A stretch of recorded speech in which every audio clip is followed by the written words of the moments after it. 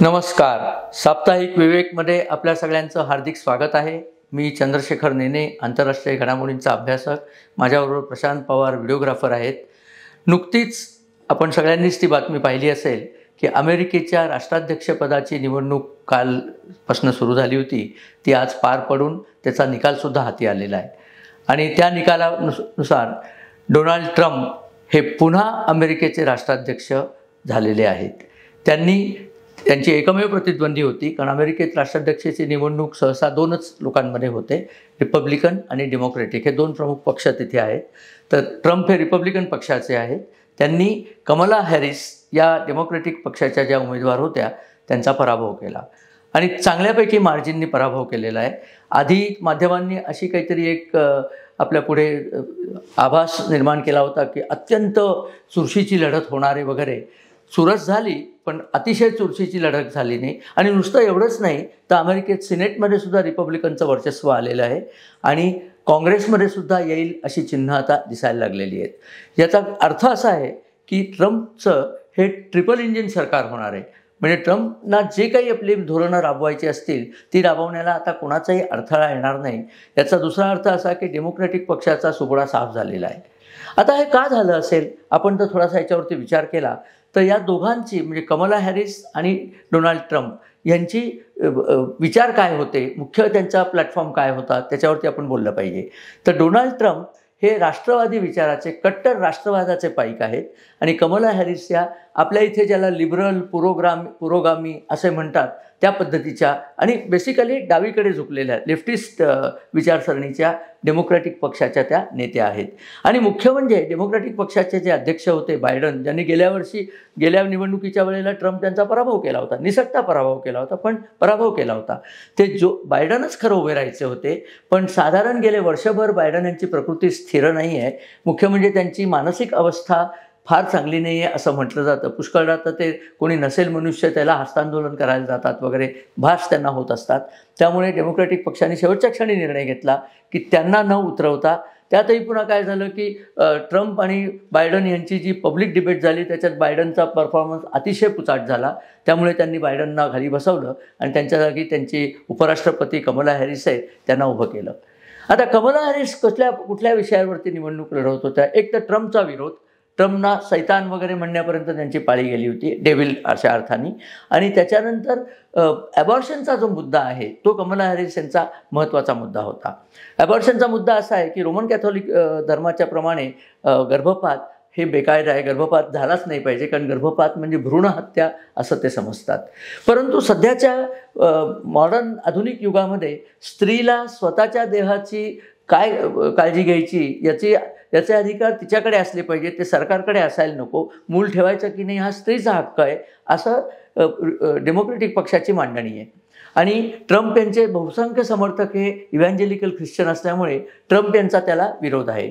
हा एक मुद्दा घेऊन कमला हॅरिस बाई निवडणुकीत आल्या होत्या आणि सर्वांकरता संधी वगैरे त्यांचे जे सोशलिझमचे कन्सेप्ट असतात ना ते सगळे कन्सेप्ट घेऊन त्या निवडणुकीत उतरल्या होत्या. अमेरिका हा मूळ सोशलिस्ट देश नाही आहे, तो कॅपिटलिस्ट देश आहे. अमेरिका समाजवादी देश नाही आहे तर भांडवलवादी देश आहे. आणि गेल्या 4 वर्षात बायडन यांनी अमेरिकेची अर्थव्यवस्था धुळीला मिळवलेली आहे. अमेरिकेत प्रचंड प्रमाणावर महागाई झालेली आहे. एक उदाहरण म्हणून सांगतो, परवाच मी कोणाशी तरी बोलत होतो अमेरिकेत राहणाऱ्यांशी आणि त्यांनी सांगितलं साधा पाव म्हणजे साधारण एवढ्या आकाराचा पाव बरं का, आणि उत्तम प्रतीचा पाव तिथे $10 मिळतो, म्हणजे $850 मिळतो. आपल्या इथे उत्तम प्रतीचा पाव एवढ्या आकाराचा $50 मिळतो. ह्याच्यावरनं तुमच्या लक्षात येईल की अमेरिकेत काय दर्जाची महागाई झाली आहे. आणि त्या महागाईमध्ये पेट्रोलची किंमत वाढली आहे, गॅसची किंमत वाढली आहे. त्या महागाईचं एक कारण म्हणजे अमेरिकेने कारण नसताना युक्रेनच्या भानगडीमध्ये आपलं नाक खुपसलेलं आहे आणि त्या लढाईमध्ये अमेरिकेचे प्रचंड पैसे खर्च होत आहेत. पैसे खर्च होत आहेत म्हणजे काय, युक्रेन राष्ट्राला रशियाशी लढण्याकरता हवी तेवढी शस्त्रास्त्र अमेरिका पुरवतो. 100 अब्ज आणि $200 अब्ज अशा प्रकारचा खर्च अमेरिकेने केलेला आहे, जो खर्च युक्रेन कधीच त्यांना देऊ शकणार नाही आहे. युक्रेन हा फार धुळीला मिळालेला देश आहे. म्हणजे तो खर्च कोण देणार, तर अमेरिकन सरकार देणार. कारण अमेरिकेतले जे शस्त्रास्त्र निर्मिती कारखाने आहेत ते काही फुकटवार शस्त्र देत नाहीत, त्यांना सरकार पैसे देणार.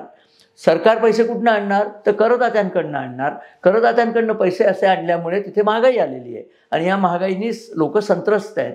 पुन्हा बिझनेसेस डाऊन झालेले आहेत, त्यामुळे लोकांना नोकऱ्या मिळत नाहीत. कितीतरी युनिव्हर्सिटीच्या ग्रॅज्युएट्सना नोकऱ्या नाही आहेत. तर अमेरिकेमध्ये फार पंचायत झालेली आहे. आणखीन एक संकट अमेरिकेत आहे, इल्लिगल इमिग्रंट्स, म्हणजे बेकायदेशीर घुसखोर जे अमेरिकेत येतात ते बहुतांशी सगळे मेक्सिकोतनं येतात, पण त्यांच्याशिवाय सुद्धा इस्लामी राज्यातनं बरेचसे लोक घुसखोर म्हणून अमेरिकेत येतात आणि तिथे आल्यानंतर त्यांना अमेरिकेत शरियाचं राज्य आणायचं असतं. युरोपमध्ये त्यांनी हाच गोंधळ चालवलेला आहे. ट्रम्प याचा त्याला सक्त विरोध होता, परंतु डेमोक्रॅटिक पक्षाने ट्रम्प यांना हरवल्यानंतर या सगळ्यांना मोकळं रान दिलं. आकडेवारी अशी सांगते की ट्रम्पच्या काळात जेवढे घुसखोर यायचे त्याच्या चौपट घुसखोर अमेरिकेत सध्या आलेले आहेत. आणि यावरती जेव्हा कमला हॅरिस यांना प्रश्न केला गेला तेव्हा त्यांनी उडवाउडवीची उत्तरं दिली, कारण कमला हॅरिस यांच्याशी बोलताना लक्षात येतं की त्यांच्याकडे कुठल्याच गोष्टीची उत्तरं नाही आहेत. त्या उगीचच काहीतरी बोलतात, विचित्र रीतीने हसतात, असा प्रकार त्यांचा चाललेला आहे. मतदारांच्या माझ्या मते हे लक्षात आलेलं आहे की Kamala Harris has no substance. त्यांच्याकडे सबस्टन्सच नाही आहे. डावा पक्ष, डावा विचार वगैरे सगळं ठीक आहे, पण तुमच्याकडे काही मार्ग पाहिजे. त्यांना विचारलं की महागाई झालेली आहे, त्याबद्दल तुम्ही काय करता आहात? तर त्यांनी महागाई म्हणजे काय याचंच विवेचन केलं की महागाई म्हणजे पावाची किंमत वाढली, पेट्रोलची किंमत वाढली, फॅमिलीला खूप त्रास व्हायला लागला. अहो बाई, हे सगळ्यांनाच कळतंय, पण तुम्ही त्याच्या विरुद्ध काय करणार आहात? काहीही उत्तर नाही. त्यांच्याकडे उत्तरं नाही आहेत, सोल्युशन नाही आहे, कारण त्यांच्या धोरणानेच महागाई वाढली आहे. आणि सर्वात महत्त्वाचं म्हणजे अफगाणिस्तानातनं अमेरिका जी पळून गेली तेव्हा अमेरिका या देशाची प्रचंड नाचक्की झालेली आहे आणि ती नाचक्की बायडन सरकारची झालेली आहे. या सगळ्यामुळे अमेरिकन सामान्य नागरिकाचा या डेमोक्रॅटिक पक्षावरती रोष होता आणि तोच रोष या निवडणुकीत समोर आला. एक आणखीन भारताच्या दृष्टीने, आता अमेरिकेच्या दृष्टीने तर ट्रम्प हे चांगलेच आलेले आहेत, कारण ट्रम्पने सांगितले मी इंडस्ट्रीला पुन्हा वर आणणार आहे, मी जॉब्स पुन्हा क्रिएट करणार आहे, मी इलिगल इमिग्रंट्सना थांबवून आहेत त्यांना हाकलून देणार आहेत जे इलिगली आलेले आहेत ते. आपण जे सगळं सांगितलं त्या सगळ्या गोष्टी ते करणार आहेत. आणि आता सिनेटमध्ये त्यांना बहुमत असल्यामुळे त्यांना त्या गोष्टी न करण्याकरता कुठलीही आता सबब उरलेली नाही आहे. त्यांना त्या गोष्टी कराव्याच लागतील. ही गोष्ट चांगली आहे, परंतु त्याबरोबर आणखीन एक गोष्ट झाली. बायडन सरकारने कारण नसताना बांगलादेशसारख्या ठिकाणी जाऊन त्यांच्या तिथे सत्तापालट घडवला. त्यांचा डोनाल्ड लू नावाचा जो एक सत्तापालट घडवण्यातला एक्सपर्ट आहे त्या माणसाला तिथे पाठवलं. त्यांनी शेख हसीनांना सांगितलं की तुम्ही आम्हाला अमेरिकेला जर इथे बेस दिला तर आम्ही तुम्हाला राहू देऊ, नाही तर तुम्हाला उलथून पाडू, असं धमकी दिली होती, असं शेख हसीनांनी सांगितलं होतं. आणि शेख हसीना म्हणली मी काही तुम्हाला बेस देणार नाही. तर त्या धमकीचं त्यांनी रूपांतर केलं आणि त्यांना हाकलून दिलं. त्यांना हाकलल्यानंतरचा जो दुष्परिणाम झाला तो बांगलादेशातल्या हिंदूंच्या कत्तली व्हायला लागल्या. या कत्तलीवरती ट्रम्प यांनी स्पष्ट भूमिका घेतली. त्यांनी सांगितलं की मी जर असतो तर या कत्तली मी होऊ दिल्या नसत्या आणि आता मी राज्यावर आलो तर हे सगळं मी थांबवीन. दुसरी गोष्ट त्यांनी सांगितली, युक्रेनची लढाई त्यात अमेरिका कारण नसताना गेलेली आहे, ती लढाई मी थांबवीन. त्यांना विचारलं कशी थांबवणार? ते म्हणले युक्रेनला मदत देणं बंद केलं की लढाई आपोआपच थांबते. मग पुटिन यांच्याशी विचार करता येतो की युक्रेनला कसं त्यातनं बाहेर काढायचं. हा प्रकार ट्रम्पने सांगितला आणि ट्रम्प हे सांगितल्याप्रमाणे निश्चित करतील. त्यांच्या मागे अमेरिकेचे एलॉन मस्क सारखे प्रसिद्ध उद्योगपती आहेत, त्यांच्याबरोबर त्यांची स्वतःची टीम आहे आणि स्पष्ट विचार आहे की अमेरिकाला पुन्हा पूर्वीचं श्रेष्ठत्व प्राप्त करून द्यायचं. Make America great again, MAGA ही मागा ही त्यांची चळवळ आहे आणि लोकांनी त्या चळवळीसाठीच त्यांना मतं दिलेली आहेत.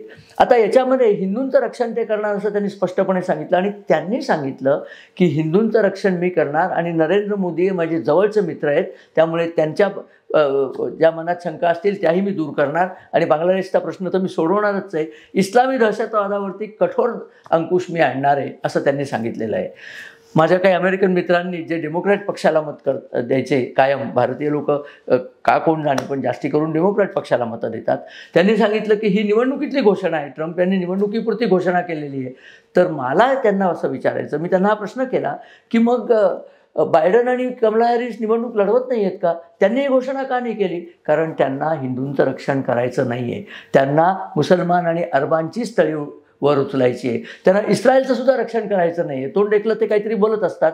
ट्रम्पने तर इस्रायल आणि हमासची लढाई पण थांबवू असं सांगितलं. त्यांना विचारलं कशी थांबवाल? ते म्हणले हमासला शस्त्रास्त्र कोण देतं? इराण देतं. इराणला चेपलं की आपोआप हे सगळं थांबेल. आणि मला असं वाटतं की येत्या 2 महिन्यात जेव्हा ट्रम्प चार्ज घेतील स्वतःचा तिथे अध्यक्षपदाचा, या सगळ्या गोष्टी ट्रम्प घडवून आणतील आणि त्याच्यात भारताची त्यांना पूर्ण साथ असेल. पंतप्रधान नरेंद्र मोदींनी तर ट्रम्प जिंकला कळल्यानंतर काय सांगितलं? पहिले उद्गार काढले, अब की बार ट्रम्प सरकार. हीच घोषणा त्यांनी 2016 साली पण दिली होती, ज्या घोषणेनंतर ट्रम्प निवडून आले होते.